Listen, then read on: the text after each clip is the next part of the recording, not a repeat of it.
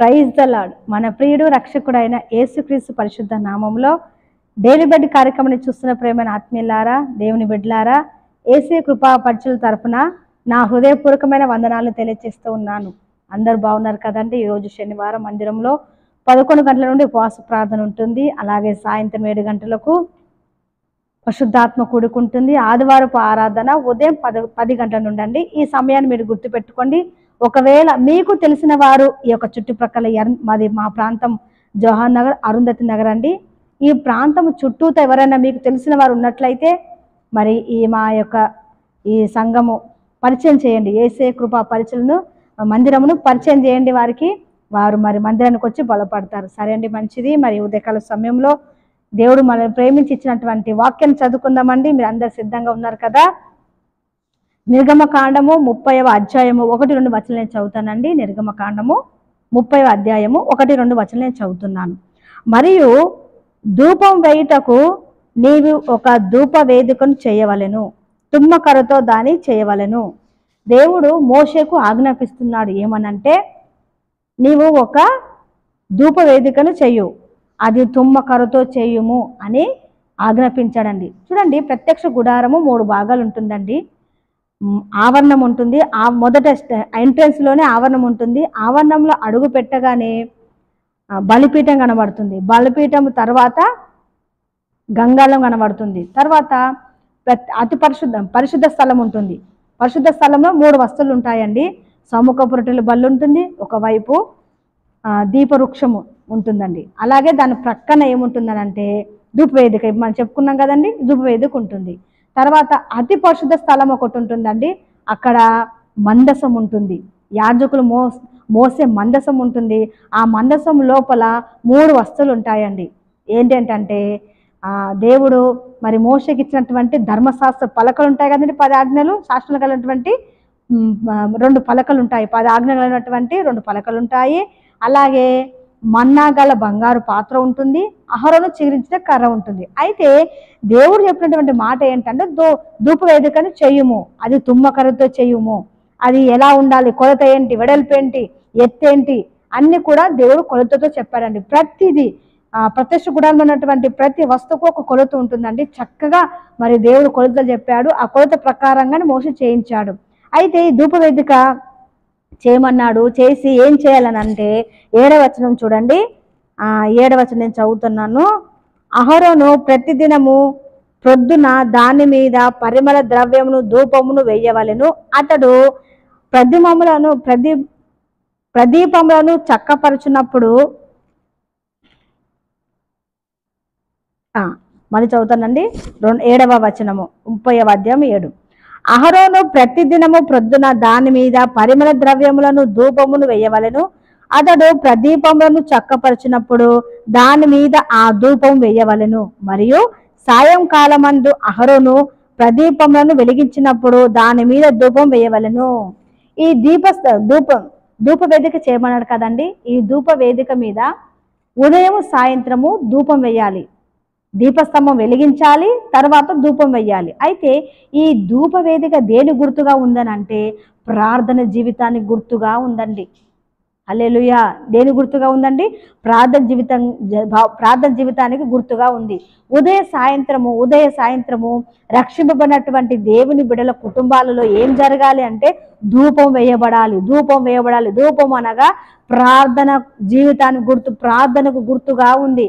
ఉదయ సాయంత్రము అహరోను యాజకుడైనటువంటి అహరోను ధూపం వేయాలి. దేవుని నమ్ముకున్నటువంటి ప్రతి ఒక్క కుటుంబము, ప్రతి ఒక్క బిడ్డలు ఏం చేయాలంటే ప్రతిరోజు ధూపం వేయాలి, దేవునికి ప్రార్థన చేయాలి. ప్రార్థన చేసే కుటుంబాలుగా మన కుటుంబాలు ఉండునుగాక. హల్లెలూయా.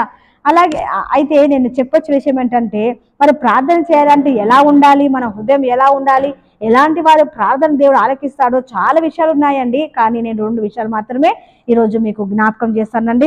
త్వరగా మనము చదువుకుందాం.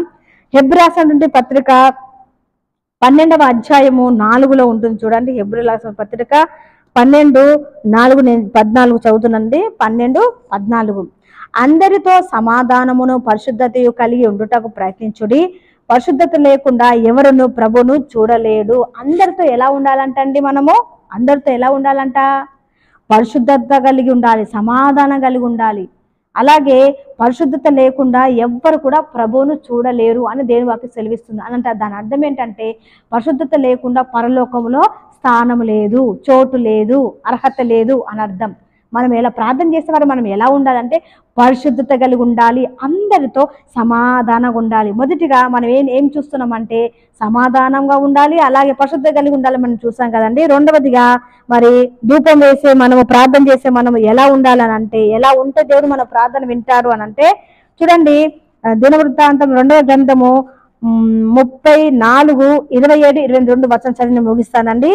నీ మనస్సు మెత్తడినై ఈ స్థలం మీదను దాని కాపురస్తుల మీదను దేవుడు పలికిన మాటలను నీవు వినినప్పుడు నా సన్నిధిని నిన్ను నీవు తగ్గించుకొని నీ వస్త్రం చింపుకొని నా సన్నిధిని కన్నీరు విడిచితివి గనుక నీ మనవి నేను ఆలకించి తిని నేను నీ పితరుల యొద్ద నేను చేర్చుదును.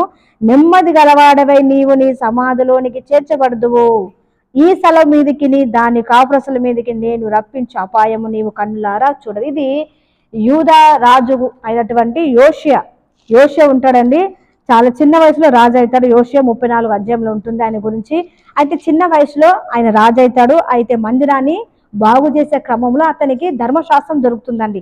ధర్మశాస్త్రము చదివి ప్రవక్తిని, ఒక స్త్రీ ఉంటుంది లేడీ, ప్రవక్తిని చదివి వినిపిస్తుందండి.